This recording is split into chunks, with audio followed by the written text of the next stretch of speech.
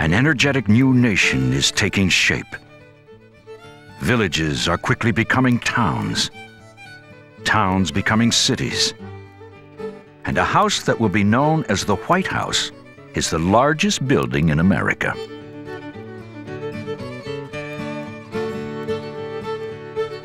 America is now much more than the original 13 colonies. The Spanish have built towns across the west and southwest. The French are ensconced on the Mississippi in a burg called St. Louis. And beyond these distant settlements, millions in the Indian nations live free.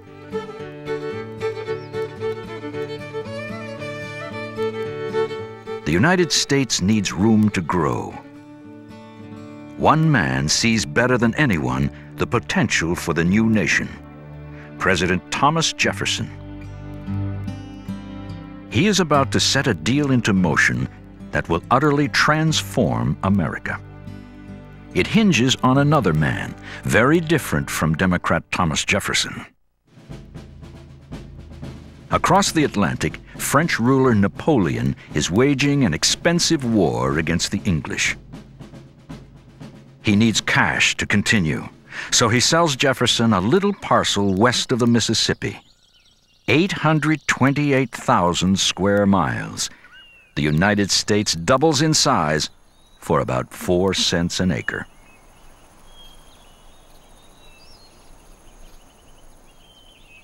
This is the Louisiana Purchase. Jefferson knows that land equals freedom for the nation and its citizens. He dreams of a golden age of small farmers living off their own land. On a spring day in 1803, Jefferson boldly decides to explore his vast new purchase, his new America. He enlists the help of his moody young secretary, Meriwether Lewis. It will turn out to be one of the most remarkable journeys ever undertaken. Directs Jefferson, "Take 10 or 12 chosen men to explore the Missouri River and its communication with the waters of the Pacific Ocean for the purposes of commerce.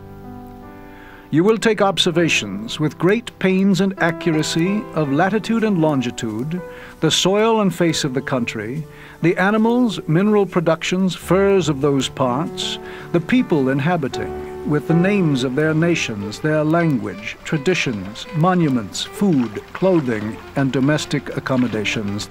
Without a hint of fanfare, Lewis and Captain William Clark set out from St. Louis with a company of 50 men on May 13, 1804. Neither man realizes their voyage will inflame the American imagination and open up an entire continent to commerce and change. Jefferson sends Lewis and Clark into the American wilderness on a mission of discovery, not conquest. "In all your intercourse with the natives, treat them in the most friendly and conciliatory manner which their own conduct will admit. Make them acquainted with the position, extent, character, peaceable and commercial dispositions of the United States, of our wish to be neighborly, friendly, and useful to them." Unlike the French, only a few English-speaking trappers had ever gone to the far west. They know they will meet Indians, but they have no idea what to expect from them. Will they be friendly or ferocious? But the Indians warmly greet the explorers, sometimes more warmly than they expect. From Lewis's journal, "A curious custom is to give handsome squaws to those whom they wish to show some acknowledgement to. Handsome, lively women disposed to be amorous."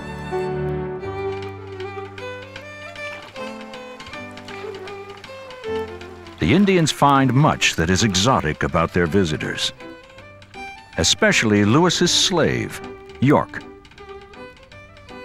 They are much astonished at seeing a black man. For 3 months, they sail perilous, uncharted waters. Then, on August 12, 1805, while searching for the source of the Columbia River, they behold the remarkable, the Continental Divide. Recorded Captain Clark. We had now reached the hidden sources of that river which had never yet been seen by civilized man. The ridge on which we stood formed the dividing line between the waters of the Atlantic and the Pacific Oceans. Camping with the Mandan in the Dakota Territory, Lewis and Clark meet an extraordinary young woman who will help guarantee their success. She is a 16-year-old Shoshone named Sacagawea. Accompanying the expedition into Shoshone territory as translator and guide, Sacagawea forges a friendship between the explorers and her people, who welcome the newcomers. Sacagawea would become a symbol of the peace and goodwill possible between white and Indian.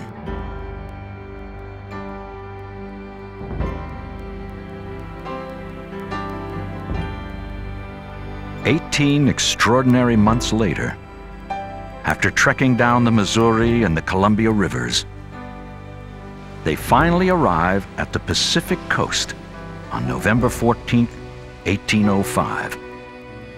Commented Meriwether Lewis, When the fog cleared off, we enjoyed the delightful prospect of the great Pacific Ocean. That ocean, the object of all our labors, the reward of all our anxieties. Here is a vast continent, rich in rivers and game and resources. Here is new inspiration for a people hungry for land and freedom."